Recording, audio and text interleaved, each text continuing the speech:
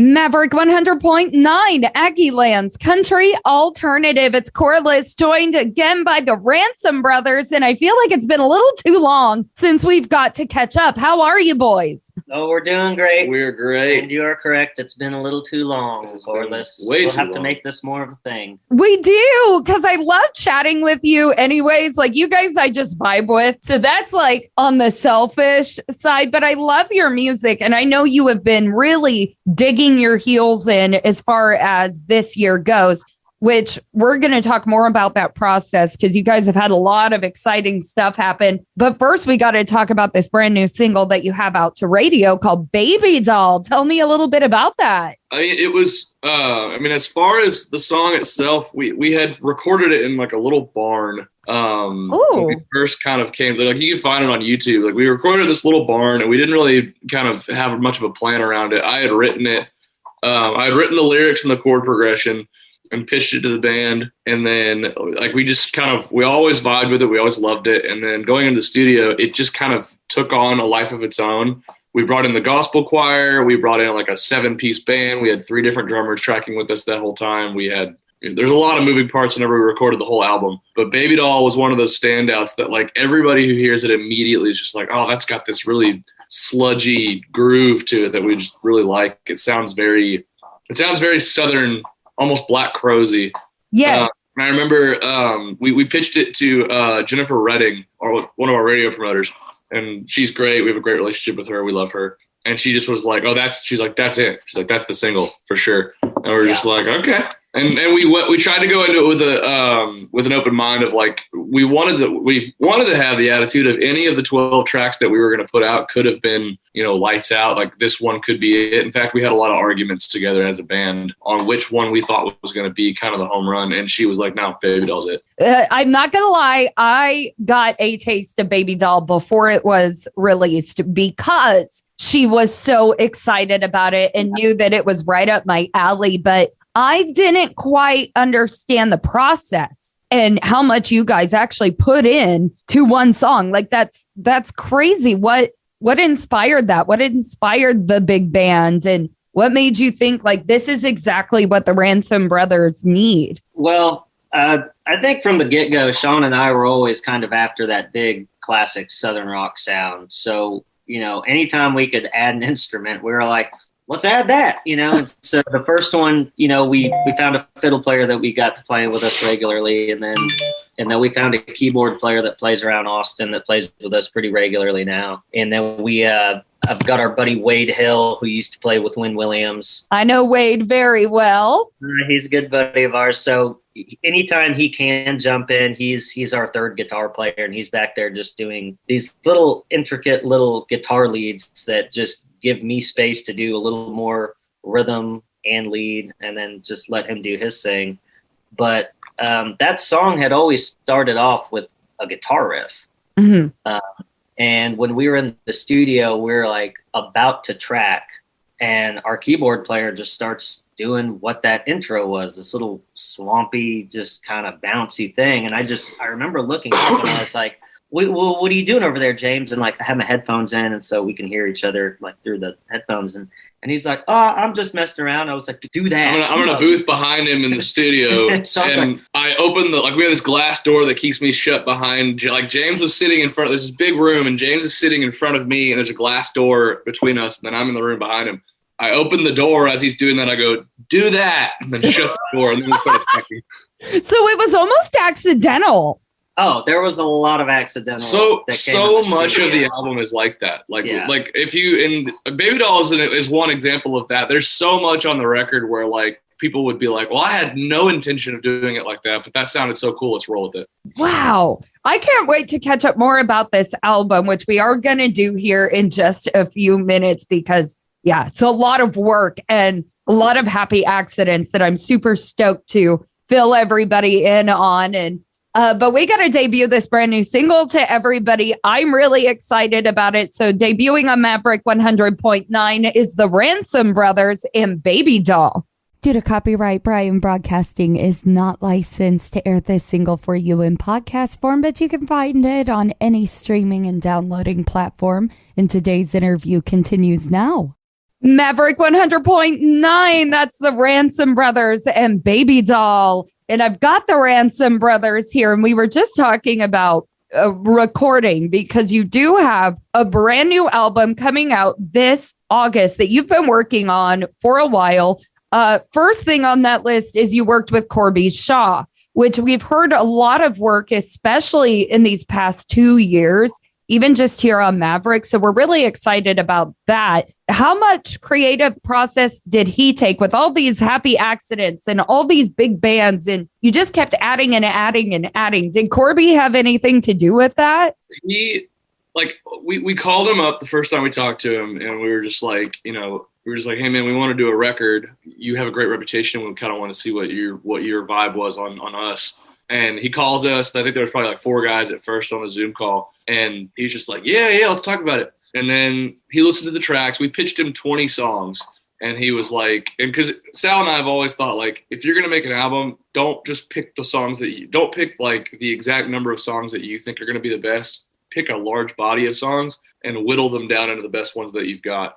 So we pitched him 20 or 21 songs. And then he heard all of them. And I remember him coming back to us and saying, guys, I haven't worked with a group in a long time that has made my life this hard in terms of choosing material. Yeah. He was like, he's like, everything else sent me is really good. And he's like, I want to kind of see what we can do in the pre-pro process to get the songs that I like the most. And so he picked the ones he wanted to go with at first. We threw some out and replaced some other ones. And I guess the concise way to put it is he kind of just quietly observed, like in a very, very wise, very Corby way of doing things. Yes.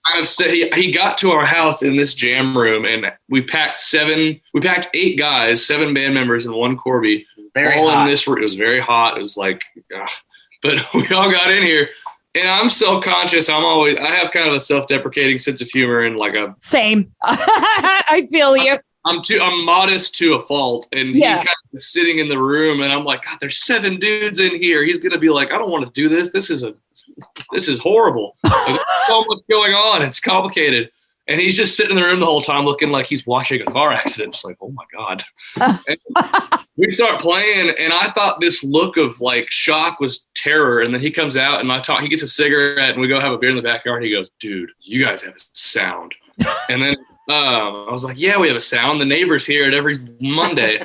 And so we get in the studio, and it was just working with him was such a cool experience, because there were times when he just got in and put his, studio hat or producer hat on and was like, hey, we need to make this decision, and here's the reason why. And we were like, okay. And because he always, let us do our thing and kind of let things happen organically, I think what he recognized was there's so much going on with all 7 of these guys.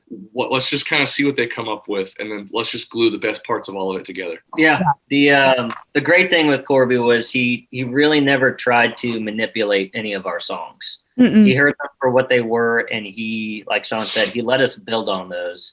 And, we were talking with you a little earlier about it, but there was a lot of accidental things that happened in the studio that they just came about from being there with each other, because we spent 4 days at the Zone in Dripping Springs, and we rented an Airbnb.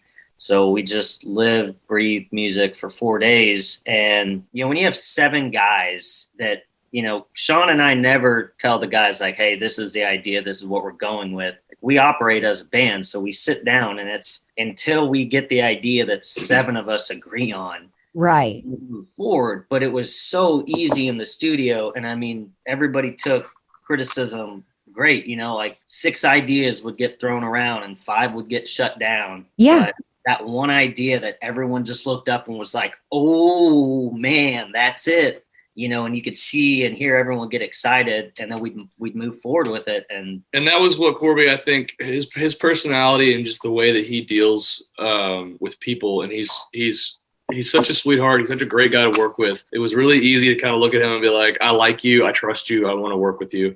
It was easy for him to kind of manage egos and manage, individual contributions, because he just kind of had a way of like, okay, well, I hear you and these are all great ideas. What if we did this? Yeah. And his suggestion was usually kind of like a, combination of like, all right, that's a good idea. That's a good idea. That sucks. Put it all together in one big ball, which as I've gotten to know Corby, I can as you're telling these stories, I can see his face. I can see the looks he's giving you, and he does. He has such a gentle way of helping artists, especially newer artists, figure out who they are. And he doesn't overstep and he doesn't overshadow, even with all the incredible things he's done in his career. His focus is always on somebody else's future. And I've always found that very inspiring. As a matter of fact, I try to inspire in the exact same way. I try to replicate that in what I do because I find it so special. And then when you talk about, this is a large band and there were a lot of people involved.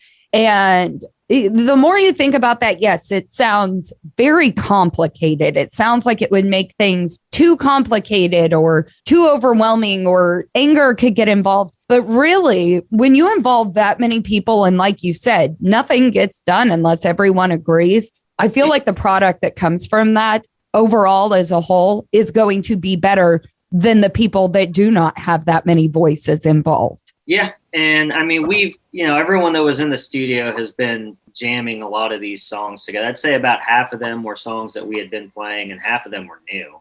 Yeah. But, we're all good friends and we have a good vibe together. And so it was really easy working in the studio. But I mean, we put a lot of work into it before we even got to the studio. We did 3 weeks of pre-production rehearsals, which meant every Monday Corby came and we ran over 4 songs, gave each song an hour, took notes, and he was like, all right, boys, here's y'all's practice for the week. And then the rest of the week, the guys and us, we got together, another 2 to 3 days out of the week to rehearse for another 4 or 5 hours each time. So we did that for 3 weeks leading up to the studio time, and then we knocked out 13 songs with a 7-piece band in 4 days, and 12 of those songs made the record. My goodness. I don't know if I've met another band more dedicated and focused than the Ransom Brothers. And you guys were doing that long before you had the big band. It was just the two of you figuring this out. And I remember we talked about that in our last interview. So I'd assume with this new album coming up, you've got to feel a sense of completion, because I know this was a ton of work. Yeah, it's I think for Sean and I both, the goal was to not just be like, hey, we did it, we made an album. It was to put something that him and I can both stand behind, and everyone else in the band, and be like, man, we're absolutely proud of ourselves. And I personally, I hardly ever think that about myself, but I am so proud of what we've done, what we've built, the group of guys that we brought together, and what we made happen in that studio.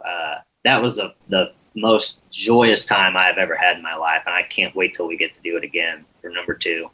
That is so special to hear. And anybody who wants to be involved in this album release in August, it's in Austin. You can get your tickets. You can go to the Ransom Brothers website. Make sure you find out all this information, because they do tour in our area quite a bit, even when it's not an album release. So check that out. And then even later this week, July 1st, you guys are still releasing to streaming leading up to the release of this new album. That's correct. We have a single called Guillotine. That's, I think, going to be the 4th track on the album in order. That'll come out July 1st. And then that same day, we're going to be we playing out in Fredericksburg. So it's all timed up pretty well as far as having shows on release dates. And absolutely. So remember, you can find the Ransom Brothers already huge catalog that they have released. Get a new single on Friday. Of course, Get Baby Doll, which is the single that we were able to debut to you today.